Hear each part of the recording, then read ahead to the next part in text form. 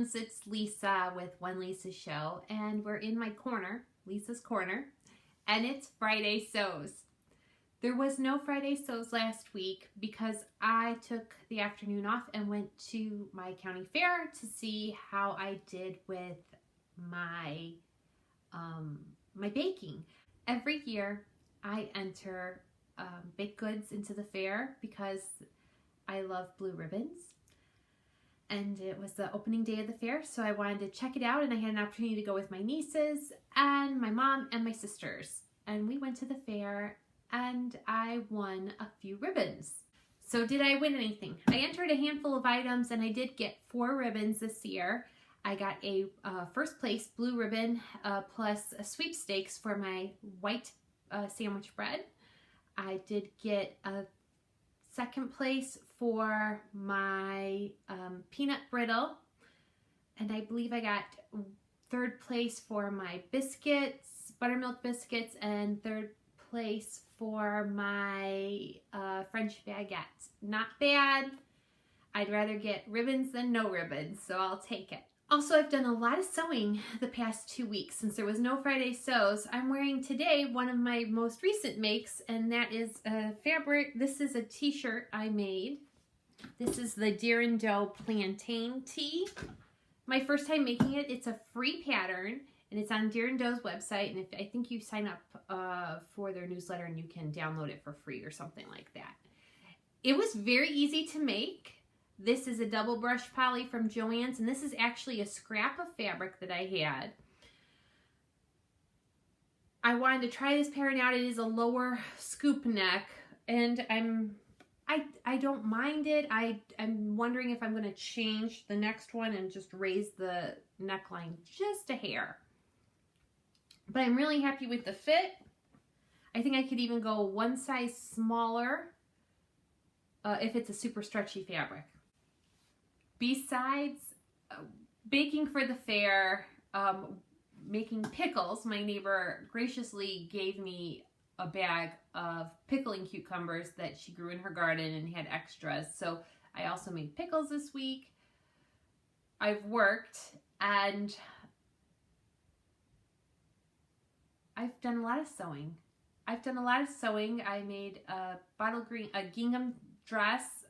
That I did a video on is the last video, so I'm not going to talk about it here because you can just look back at my previous video and see it. I've also made some shirts for my nieces, some dresses for my nieces. I've made this. So yeah, I've done a lot.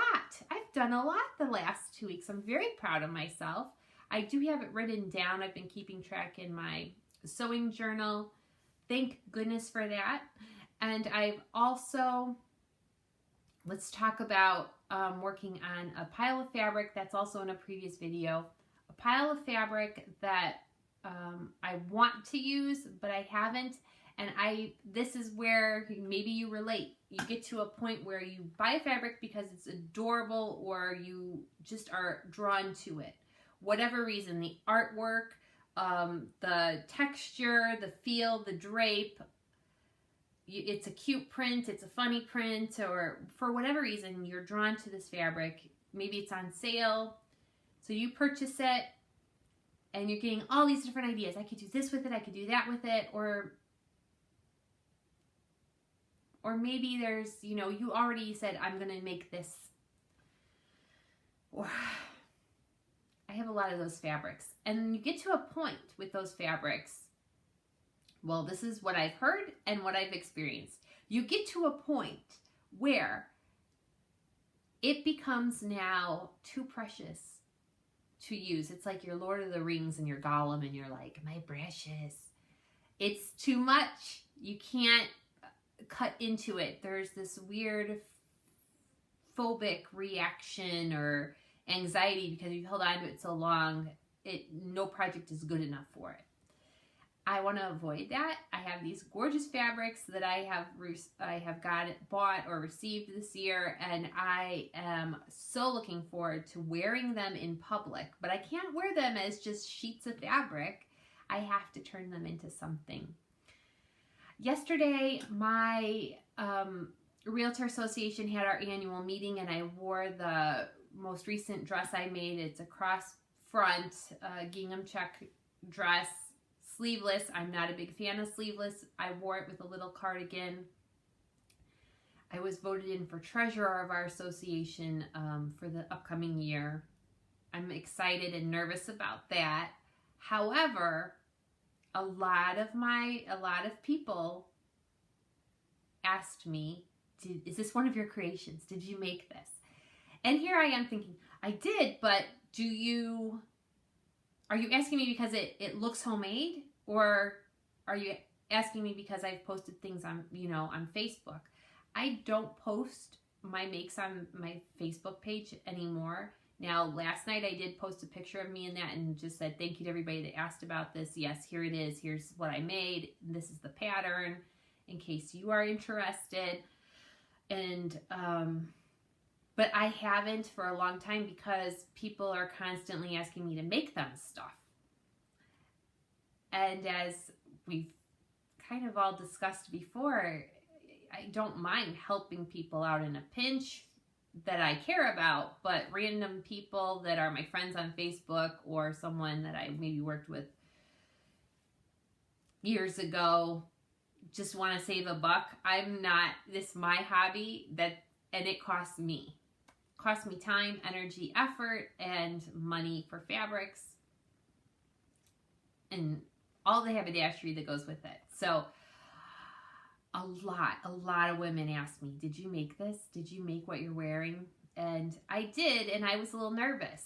I was nervous to say yes, but I did. I didn't lie about it, but a couple of them I said, can you tell it's homemade? Because I was nervous that I was not appropriately, looking professional. But I did get a lot of compliments, so I'm very excited about that. I thought it looked like a store-bought item. I thought it looked nice. It didn't look like I was wearing, a muumuu that I made from old sheets that were worn and soiled, and, it didn't look like that. And there's nothing wrong with making clothes from sheets. I'm going to say that right now because I'm making a pair of pajamas from sheets. But you know what I mean. Like, I wanted to look professional. It was a professional event. It was an all-day event. It was my first time going to a large group of things since COVID. So that was a little nerve-wracking for me as well, and anxiety-inducing, believe it or not. And I know it looks good, but I did feel nervous about that. So I did have a little anxiety yesterday. But otherwise, that was my sewing. That was my sewing and my sewing wearing out experiences. I love this pattern, by the way, this Deer and Doe Plantain tee. It's a free pattern. I love it. I am planning to make more of these. Like I said, I think I might shallow the scoop neck, but